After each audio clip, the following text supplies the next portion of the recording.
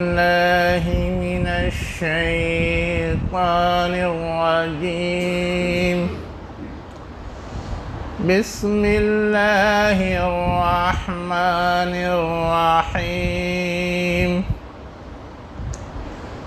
يا أيها الذين آمنوا كتب عليكم الصيام كما كتب على الذين من قبلكم لعلكم تتقون. صدق اللہ العلی العظیم. شروع اللہ کے نام سے جو انتہائی مہربان ہمیشہ رحم فرمانے والا ہے. اے وہ لوگو جو ایمان لائے ہو، تم پر روزے لکھ دیے گئے جس طرح تم سے پہلے کے لوگوں پر لکھ دیے گئے تھے، شاید کہ تم پرہیزگار ہو جاؤ. یہ سورہ بقرہ کی آیت نمبر 183 ہے جو میں نے ابھی آپ کے سامنے پڑھی. اہل ایمان کو خطاب کر کے یہ بتایا گیا ہے کہ روزہ تم پر فرض کر دیا گیا ہے جیسا کہ تم سے پہلے بھی لوگوں پر فرض کیا گیا تھا. یہ حوالہ کہ تم سے پہلے بھی فرض کیا گیا تھا یہ بتانے کے لیے ہے کہ وہ ایک اہم چیز ہے جو ہر ایک کی ضرورت ہے. یہ نہیں کسی تمہاری ضرورت ہے، تم سے پہلے کے لوگوں کی نہیں تھی، ہر ایک کی ضرورت ہے. اور تاریخ یہ بتاتی ہے، خود جو پرانی مذہبی کتاب ہے توریت، اس کے اندر یہ مذکور ہے کہ موسیٰ علیہ السلام کو جب توریت لینے کے لیے کوہ طور پر بلایا گیا تھا اور آپ 40 دنوں کے لیے وہاں گئے تھے اپنے 70 ساتھیوں کے ساتھ، تو اس 40 دن تک وہاں آپ لوگوں نے روزے رکھے تھے. ہم پہ اور آپ پہ تو 30 دن کا روزہ فرض ہے، ایک مہینے کا روزہ فرض ہے. آخر کیا بات ہے اس روزے کے اندر کہ اسے فرض کر دیا گیا ہے؟ فرض کرنے کا مطلب یہ ہے کہ وہ انتہائی ضروری ہے، کسی قیمت پر بھی اسے انجام دینا ہے. اس چیز کا اشارہ کرتے ہوئے آگے بتایا گیا کہ یہ تمہارے اندر تقوی پیدا کرنے کا ذریعہ ہے. اب یہ تقوی ہم اور آپ یہ سمجھتے ہیں کہ کسی چیز سے بچنے کا نام، جو چیز ہمارے لیے خطرناک اور نقصان دہ ہو سکتی ہے. لیکن تقوی صرف بچنے کا نام نہیں ہے. کچھ جو اچھی اور مفید چیزیں ہو سکتی ہیں اس کو اختیار کرنے کا نام ہے، اس کو اپنانے کا بھی نام ہے. ہم لوگ سورہ بقرہ پڑھنا شروع کرتے ہیں اور شروع ہی میں یہ بات بتائی گئی، الف لام میم ذالک الکتاب لا ریب فیہ ھدی للمتقین. یہ کتاب ہے جس میں کوئی شک نہیں ہے اور یہ ہدایت نامہ ہے پرہیزگاروں کے لیے، متقین کے لیے. آگے ان کی کچھ صفات بتائی گئی ہیں. کیا بتایا گیا؟ الذین یؤمنون بالغیب. متقین وہ لوگ ہیں جو غیب پر ایمان رکھتے ہیں. اب یہ بچنے کی چیز ہے یا اپنانے کی چیز ہے؟ اختیار کرنے کی چیز ہے، ماننے کی چیز. آگے مزید کہا گیا وَيُقِيمُونَ الصَّلَاةَ، نماز قائم کرتے ہیں. اب یہ کوئی چیز چھوڑنے یا کسی چیز سے دور ہونے کی چیز ہے یا نماز کو اختیار کرنے اپنانے کی چیز ہے؟ وہیں آگے اور کہا گیا وَمِمَّا رَزَقْنَاهُمْ يُنْفِقُونَ، جو کچھ ہم نے انہیں روزی دی ہے اس میں سے خرچ کرتے ہیں. یہ خرچ کرنا یہ بچنا ہے کسی چیز سے یا اختیار کرنا ہے؟ اپنانا ہے، تو آگے جتنی صفات گنائی گئی ہیں سب وہ ہیں جو اپنانے والی چیز ہیں، بچنے والی چیز نہیں ہے۔ اس کا مطلب تقویٰ صرف اس کا نام نہیں کہ کچھ خطرناک چیزوں سے بچایا جائے، دور رہا جائے، بلکہ جو اچھی چیزیں ہیں، انسان کے لیے مفید چیز ہے، اس کو اختیار کیا جائے، اپنایا جائے، یہ تقویٰ ہے۔ اب ہم اور آپ انسان ہیں، ہم روزہ رکھتے ہیں تو کیا اپناتے ہیں، کیا اختیار کرتے ہیں؟ ہمارے اندر تقویٰ پیدا ہوتا ہے یا نہیں ہوتا ہے، یہ چیز چیک کرنے کی ہے۔ بہت سادہ لفظوں میں اگر کہنا ہو تو یہ کہا جا سکتا ہے کہ ایک اچھا انسان بنانے کا نظام ہے یہ روزہ، یہ سسٹم ہے جو اللہ تعالیٰ نے دیا ہے۔ ہم اور آپ انسان ہیں، انسان کس چیز کا مجموعہ ہے؟ انسان کے اندر جان پائی جاتی ہے، اس کا ایک جسم ہے۔ اب یہ جسم اگر ٹھیک ٹھاک رہے تو انسان ٹھیک ٹھاک رہتا ہے، اور یہ جسم اگر خراب ہو جائے، بگڑ جائے، امراض کا، بیماریوں کا شکار ہو جائے، انسان ٹھیک ٹھاک نہیں رہتا۔ اللہ تعالیٰ نے جو روزہ فرض کیا ہے انسان کی صحت کو ٹھیک ٹھاک رکھنے کے لیے، درست رکھنے کے لیے۔ بظاہر ہم کو اور آپ کو یہ لگتا ہے کہ کھانے سے روک دیا گیا، پینے سے روک دیا گیا، اور اپنی بیویوں کے پاس جانے سے روک دیا گیا، لیکن یہ سب بھی انسانی صحت کو بحال رکھنے کے لیے۔ انسانی صحت بگڑتی کیسے ہے؟ آپ بہت زیادہ کھائیں، آپ کی صحت بگڑ جائے گی۔ اسی لیے قرآن میں منع کیا گیا ہے، کلوا واشربوا ولا تسرفوا، کھاؤ پیو، زندہ رہنے کے لیے ضروری ہے، لیکن حد سے تجاوز نہیں کرو۔ اب جو چیز پسند ہے خوب کھائے جا رہے ہیں۔ اب کوئی خوب کھائے، بسیار خوری میں مبتلا ہو جائے، اس کی صحت دھیرے دھیرے چوپٹ ہو جاتی ہے۔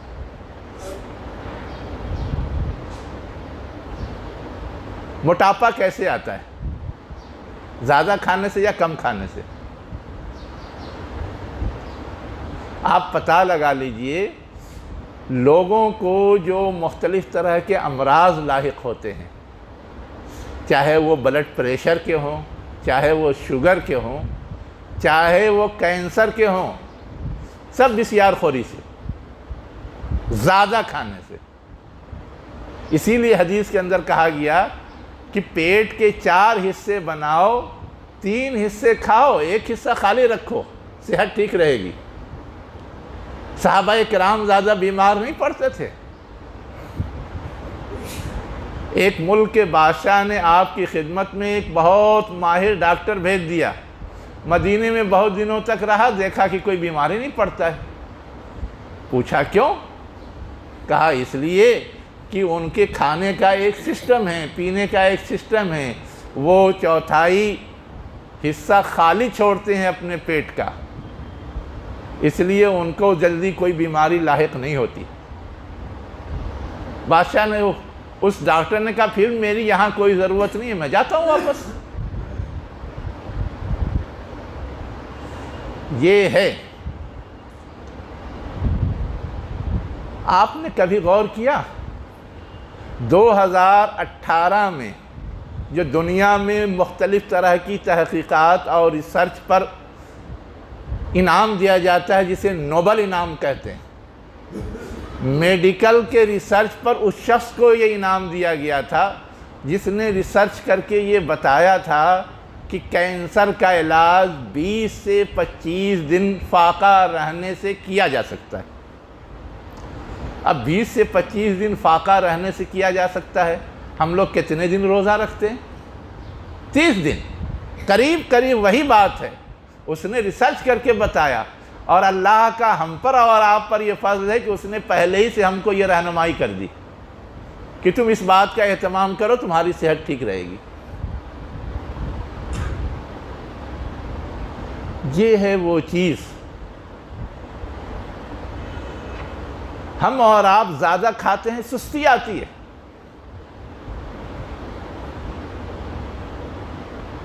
اور سست آدمی کوئی بہت محنت کا اور بہت بڑا کام نہیں کر سکتا۔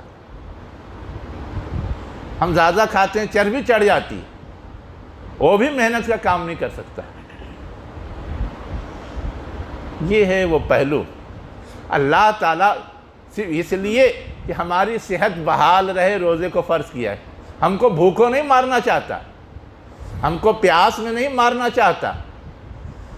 اگر وہ مارنا چاہتا تو کہہ دیتا روز روزہ رکھو، لیکن حدیث کے اندر یہ بات بیان کی گئی ہے کہ صوم وصال حرام ہے۔ صوم وصال کا مطلب مستقل روزہ رکھنا۔ کہا گیا کہ اچھا روزہ وہ ہے کوئی بہت زیادہ رکھنا چاہتا ہے، ایک دن گیپ کر کے رکھے، آج روزہ رکھے کل نہ رکھے، لیکن سال بھر میں کم سے کم ایک پیریڈ اتنے دنوں کا ہونا چاہیے جو انسانی صحت کو نارمل رکھ سکے۔ نہ بہت زیادہ کھانا انسانی صحت کے لیے مفید ہے اور نہ بالکل نہ کھانا، دونوں پہلوؤں سے بیلنس کرنے اور اعتدال پر لانے کی کوشش کی گئی۔ یہ ایک اینگل ہے روزے کا۔ دوسرا، ہم اور آپ کسی انسان کو انسان اس وقت سمجھتے ہیں جب اس کا عقل و شعور کام کر رہا ہو۔ کوئی پاگل ہو جاتا ہے اس کو کہتے ہیں کہ یہ انسان ہے، دیکھنے میں تو جسم ہے، اس کی صحت بھی ٹھیک ہے، لیکن اگر وہ پاگل ہے تو سمجھتے ہیں جانور جیسا ہے۔ اس لیے کہ اللہ نے انسان کو ایک خصوصی صلاحیت دی ہے کہ صحیح اور غلط میں تمیز کر سکے، جسے عقل کہتے ہیں، جسے شعور کہتے ہیں۔ جانوروں اور انسانوں میں کیا فرق ہے؟ یہی فرق تو ہے کہ انسان صحیح غلط کی تمیز رکھتا ہے، جانور نہیں رکھتے۔ جانور کو چھوڑ دیجئے، کسی کے کھیت میں جا کے چر جائیں گے۔ انسان کسی کے کھیت کا غلہ نہیں کاٹتا، اگر کاٹتا ہے تو وہ مجرم مانا جاتا ہے۔ جانور اگر جا کے چر جائے تو جانور کو دنیا مجرم نہیں کہتی، ڈھونڈتے ہیں کہ اس کا مالک کون ہے، وہ مجرم ہے، اس نے کیوں اسے چھوڑ دیا۔ اس لیے کہ جانور کو تو شعور نہیں ہے کہ اس کے مالک کا کون سا ہے اور اس کے مالک کا کون سا کھیت نہیں ہے، لیکن انسان کو تو یہ شعور ہوتا ہے۔ یہ ہے انسان اور حیوان میں فرق۔ اب اللہ تعالیٰ نے ہم کو اور آپ کو جو عقل و شعور دیا ہے، اس عقل و شعور سے ہم صحیح غلط کی تمیز کرتے ہیں، لیکن اس عقل و شعور کی بھی ایک حد ہے۔ ایک حد تک وہ ہمارا ساتھ تو دیتی ہے، لیکن کہیں کہیں وہ ساتھ نہیں دے پاتی۔ مثلا ہم کو اگر کوئی چیز بہت زیادہ پسند آ گئی ہے، وہ نقصان دہ ہے، پھر بھی ہم عقل کے کہے پر عمل نہیں کرتے، اس نقصان دہ چیز کو اپنائے رہتے ہیں۔ جو اس کو شراب کی عادت ہو جاتی ہے، جس کو سگریٹ اور گٹکے کی عادت ہو جاتی ہے، جانتے ہیں کہ یہ نقصان دہ ہے، لیکن پھر بھی مزہ ملتا ہے، ٹیسٹ ملتا ہے تو کرتے ہیں۔ اب یہاں جہاں عقل نے بتا تو دیا کہ یہ صحیح ہے، یہ غلط ہے، لیکن عقل اس پہ کنٹرول نہیں کر پاتی۔ وہاں کنٹرول کرنے کے لیے اب اللہ کا جو حکم ہے، اللہ کی جو گائیڈنس ہے وہ کام کرتی ہے، اور وہ حکم گائیڈنس اللہ تعالیٰ نے قرآن مجید کی شکل میں نازل کیا ہے۔ انسان غیب کے بارے میں کچھ نہیں جانتا، کل کیا ہونے والا ہے، یا دنیا میں جتنی چیزیں پائی جاتی ہیں اس میں کون سی چیز مفید ہے، کون سی چیز نقصان دہ ہے، بہت تجربہ کرتے کرتے معلوم ہوتا۔ مثلا سور کا گوشت ہمارے لیے نقصان دہ ہے، خون ہمارے لیے نقصان دہ ہے۔ مردار کوئی بھی جانور ہو، اسی جانور کو اگر زندہ ہے ہم ذبح کر کے کھاتے ہیں، ہماری صحت ٹھیک رہتی ہے، لیکن مر جائے کھا لیں تو ہماری صحت خراب ہو جاتی۔ اب ہم تجربہ کرنے کے بعد اس سے بچتے، لیکن اللہ نے پہلے ہی سے حرام قرار دے دیا تاکہ ہم اس تجربے سے بھی بچ جائیں۔ ایسے ہی اللہ تعالیٰ نے زندگی میں جہاں جہاں بھی ہم تجربہ کر کے سیکھتے، اس سے پہلے قرآن میں بتا دیا کہ کیا کرو تو اچھا ہے اور کیا کرو تو غلط ہے۔ کیا چیز اپناؤ گے تو تمہیں فائدہ ہوگا اور کن چیزوں کو چھوڑ دو گے تو تمہیں خطروں سے محفوظ رہو گے۔ یہ چیز بتانے کے لیے اللہ تعالیٰ نے اپنی کتاب قرآن مجید نازل کی، اسی رمضان میں نازل کی۔ شہر رمضان الذی انزل فیہ القرآن ھدی للناس، لوگوں کے لیے ہدایت نامہ ہے، گائیڈنس ہے، کیا کرو کیا نہیں کرو۔ وبینات من الہدی، اور جو نہیں کرو اس کی وجہ کیا ہے، جو کرو اس کی وجہ کیا ہے، یہ بھی اس کے اندر بیان کیا گیا ہے۔ والفرقان، اور صحیح غلط میں تمیز کا فائنل بیان اس کے اندر موجود ہے۔ تو اب ہمیں اور آپ کو روزے کے درمیان، رمضان کے درمیان صرف یہ نہیں کہا گیا کہ بھوکے پیاسے رہو، ہم کو یہ بھی کہا گیا ہے کہ تراویح پڑھو، قیام لیل کرو، اس میں کم سے کم پورا قرآن سنو۔ یہ چیز کیوں لازم کی گئی؟ اس لیے لازم کی گئی کہ اللہ نے جو گائیڈنس بھیجا ہے اس سے ہم آگاہ ہو جائیں، ان سے ہم واقف ہو جائیں، تاکہ عملی زندگی میں اس کو اپنائیں۔ اب اگر ہم رمضان میں تراویح پڑھتے ہیں، قرآن کی تلاوت کرتے ہیں، تو ہمیں یہ معلوم ہونا چاہیے کہ قرآن میں کیا گائیڈنس دی گئی ہے۔ لیکن ہماری اور آپ کی بدقسمتی یہ ہے کہ ہر کام ہم لوگ الٹا کرتے ہیں۔ کھانے پینے میں اعتدال کی تعلیم دی گئی، ہم اور آپ افطار کا اتنا اہتمام کرتے ہیں کہ اوور ہو جاتا ہے، اسی لیے روزے کا ہم کو اور آپ کو فائدہ نہیں حاصل ہوتا۔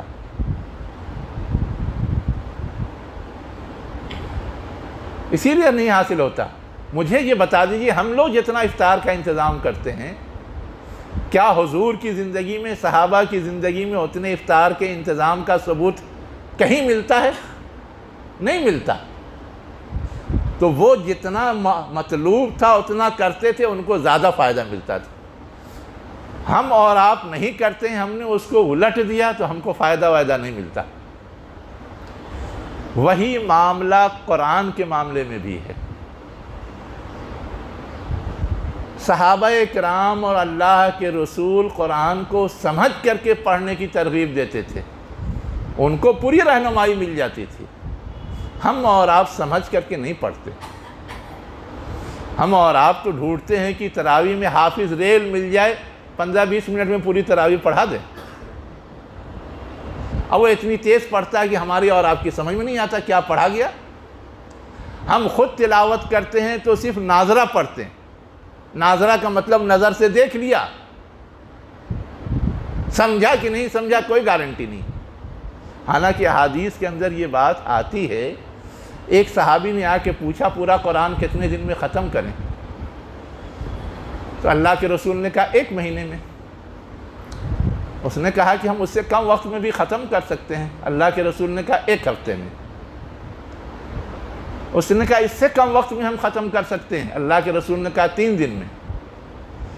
اس نے کہا کہ اس سے کم وقت میں بھی ہم پڑھ سکتے ہیں۔ اللہ کے رسول نے کہا نہیں، اس کی اجازت نہیں، 3 دن سے کم میں پڑھو گے تو سمجھو گے نہیں، اور سمجھو گے نہیں تو کیا فائدہ۔ گویا قرآن پڑھنے سے مقصود یہ ہے کہ اس کو سمجھا جائے، اس کو عملی زندگی میں برتا جائے۔ قرآن مجید میں تو کہا گیا ہے اتبعوا ما انزل الیکم، پیروی کرو اس چیز کی جو نازل کیا گیا ہے۔ ہم سمجھیں گے ہی نہیں کہ اس میں کیا حکم دیا گیا ہے تو ہم پیروی کیا کریں گے؟ تو ہماری بدقسمتی یہ ہے کہ ہم قرآن کو خوب ختم کرتے ہیں، خوب پڑھتے ہیں، کئی ختم ہو جاتا ہے، لیکن سمجھتے نہیں۔ اب سمجھتے نہیں ہیں تو ہم کو اس سے جو فائدہ ملنا چاہیے وہ نہیں ملتا۔ تو ہم نے بالکل الٹا کر دیا۔ جو قرآن کے سب سے جانکار تھے، عبداللہ ابن عباس رضی اللہ عنہ، جنہیں ترجمان القرآن کہا جاتا ہے، ان کا یہ اسٹیٹمنٹ ہے کہ ہم 10 آیت پڑھتے تھے اور اسے سمجھنے، اس پہ غور و فکر کرنے کی کوشش کرتے تھے، جب وہ سمجھ میں آ جاتا تھا تو اگلی 10 آیت پڑھتے تھے۔ ان کا ایک اسٹیٹمنٹ یہ بھی ہے کہ مجھے سورہ 3 اور سورہ قاریہ سمجھ کر کے پڑھنا زیادہ محبوب ہے اس بات سے کہ میں لمبی سورہ بقرہ اور سورہ آل عمران پڑھتا رہوں۔ تو ہم اور آپ رمضان میں تلاوت ضرور کرتے ہیں، لیکن کبھی اس بات کی بھی کوشش کرتے ہیں کہ یہ تلاش کریں کہ اس میں ہماری زندگی کے لیے کیا رہنمائی ہے، کیا گائیڈ لائن ہے؟ نہیں کرتے۔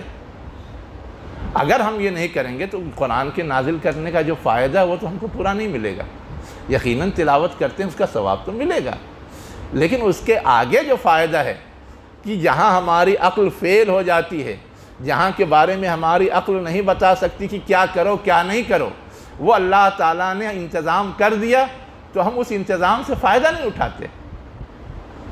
رمضان اس کا موقع خصوصی طور پہ فراہم کرتا ہے، ہمیں اس پہ توجہ دینی چاہیے۔ پریکٹیکل شکل کیا ہے؟ آپ تلاوت بھی کیجئے اور آپ قرآن کو جتنا سمجھ کے پڑھ سکتے ہیں پڑھیں، ترجمے سے پڑھیں، تفسیر سے پڑھیں، اور ان دونوں سے ممکن نہیں ہے تو ایک بہت آسان طریقہ ہے۔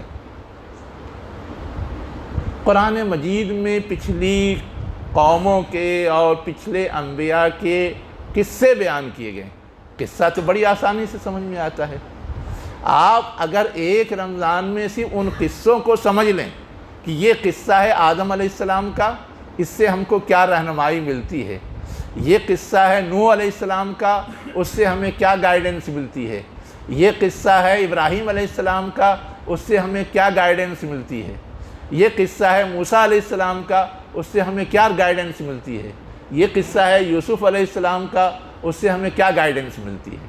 اگر ہم اتنا سمجھ لیں تو بھی بہت ہے، اگلی مرتبہ اس سے آگے کی کوشش کریں گے۔ لیکن ہم اور آپ جانتے ہیں قرآن میں احکامات زیادہ نہیں بیان ہوئے، زیادہ دنیا کے اندر جو اللہ کی نشانیاں پائی جاتی ہیں اس کا بیان ہے، یا پچھلی اقوام کا، پچھلی تاریخ کا بیان ہے۔ پچھلی تاریخ کے بیان سے اور جو چیز ہم روزمرہ زندگی میں دیکھتے رہتے ہیں اس سے رہنمائی حاصل کرنا آسان ہے، اور اسی لیے اس کو زیادہ بیان کیا گیا ہے۔ تو ہمیں اور آپ کو اس بات کی طرف بھی رمضان المبارک کے موقع پہ توجہ دینی چاہیے تاکہ اس کا مقصد ہمیں حاصل ہو اور ہمارے عقل و شعور کی جو کمی ہے اس کا ازالہ ہو، وہ چیز پوری ہو۔ ایک تیسرے پہلو پر بھی اور غور کیجیے۔ ہم میں اور آپ میں صحت مند انسان بھی ہیں، عقل و شعور رکھنے والے انسان بھی ہیں، لیکن اگر اس کا کیریکٹر خراب ہوتا ہے، اس کا کردار خراب ہوتا ہے، وہ ہمارے نزدیک صحیح نہیں ہوتا۔ بڑا پڑھا لکھا ہے لیکن جھوٹا ہے، بڑا اچھا ڈاکٹر ہے لیکن بد مزاج ہے، ہم اس کو پسند کرتے ہیں؟ اور خوش اخلاق ہے تو جی چاہتا ہے کہ ان سے زیادہ سے زیادہ فائدہ اٹھائیں۔ تو یہ روزہ ہمارے اندر وہ کیریکٹر بھی پیدا کرنا چاہتا ہے تاکہ انسان ایک بہترین انسان بن جائے۔ آخر ہم نے اور آپ نے کبھی غور کیا کہ احادیث کے اندر ہم کو اور آپ کو یہ بات کیوں بتائی گئی کہ رمضان کے دنوں میں اگر کوئی تم سے جھگڑا کرے تو اس کو کہہ دو میں روزے سے ہوں، میں جھگڑا نہیں کروں گا؟ یہ انسان کا نقص ہے، عیب ہے کہ وہ جھگڑا کرے، اور روزہ اس بات کے لیے لازم کیا گیا ہے کہ اس صفت سے اپنے آپ کو بچایا جائے۔ اسی لیے کہا گیا کہ کوئی جھگڑا کرے تو کہہ دو کہ ہم نے نہیں جھگڑنا، ہمیں نہیں کچھ کہنا۔ ویسے ہی ایک حدیث کے اندر یہ بات بھی کہی گئی کہ اگر کسی شخص نے جھوٹ بولنا اور اس پہ عمل کرنا نہیں چھوڑا تو اللہ کو اس سے کوئی غرض نہیں کہ وہ بھوکا رہا کہ پیاسا رہا۔ کیا مطلب ہے اس کا؟ کہ روزے میں جو ہم بھوکے پیاسے رہتے ہیں اس سے ہمارے اندر ضبط نفس پیدا ہونا چاہیے، کنٹرول کی صلاحیت پیدا ہونی چاہیے۔ ہم جھوٹ پر بھی کنٹرول کریں، جھوٹ کے مطابق عمل کرنے پہ بھی کنٹرول کریں۔ اگر یہ کنٹرول کا جذبہ اور یہ کنٹرول کی صلاحیت پیدا ہوئی، اس کا مطلب یہ کہ روزے کا مقصد ہم کو اور آپ کو حاصل ہوا، اور اگر یہ نہیں پیدا ہوئی اس کا مطلب یہ ہے کہ ہمیں اور آپ کو روزے کا مقصد حاصل نہیں ہوا۔ تو یہ جو ہمارے اور آپ کی بہت ساری بشری کمزوریاں ہیں، جھوٹ بولنا، لالچ کرنا، جھگڑا کرنا، سستی، کائلی، دھوکہ دینا، فریب کرنا، استحصال کرنا، ان سب پہ کنٹرول کی صلاحیت پیدا کرتا ہے یہ رمضان۔ جب ہم اللہ کے کہنے پر کھانے پینے سے رک جاتے ہیں تو ہر غلط چیز سے رک جائیں، یہی تو ہے۔ اگر یہ چیز ہمارے اندر پیدا ہوتی ہے تو اس کا مطلب روزے کا مقصد حاصل ہو رہا ہے، ورنہ روزے میں ہم اور چڑچڑے ہو کر کے اور لڑائی جھگڑا کرنے لگے، یہ تو الٹا ہو گیا۔ روزے میں ہم اور آپ اور چوکس ہو جائیں۔ اللہ کے رسول اور صحابہ کرام نے تو 2 3 جنگیں کی ہیں رمضان میں، اور ہم اور آپ سب مشکل کام ٹال کے رکھ دیتے ہیں، رمضان میں ریسٹ کرنا ہے، رمضان بعد دیکھیں گے۔ یہ اسپرٹ نہیں ہے۔ اسپرٹ یہ ہے کہ جو کرنا ہے اگر ضرورت ہے آج تو آج کرنا ہے، اور اس کا تقاضا یہ ہے کہ کچھ چیزوں سے بچیں تو بچنا ہے، کچھ چیزوں کو اپنانا ہے تو اپنانا ہے۔ میں نے یہ باتیں آپ کے سامنے سے اس لیے رکھی ہے کہ ہم اور آپ اس پہلو پر غور کریں کہ ہمارے اور آپ کے روزے اور رمضان اس کے لحاظ سے کتنے پورے اترتے ہیں، اور ہم کو اور آپ کو اس کا مقصد حاصل ہوتا ہے یا نہیں ہوتا ہے۔ اگر یہ ہوتا ہے تو کہا جائے گا کہ ہاں ہمارے اندر تقویٰ پیدا ہو گیا، ہم پرہیزگار بن گئے، اور اگر نہیں ہوتا ہے تو اس کا مطلب کہا جائے گا کہ ہم نے نام کے لیے تو روزہ رکھ لیا ہے نا، لیکن جو اس کا مقصود تھا وہ ہم کو اور آپ کو حاصل نہیں ہوا، تو بھوکے پیاسے رہنے کا کیا حاصل؟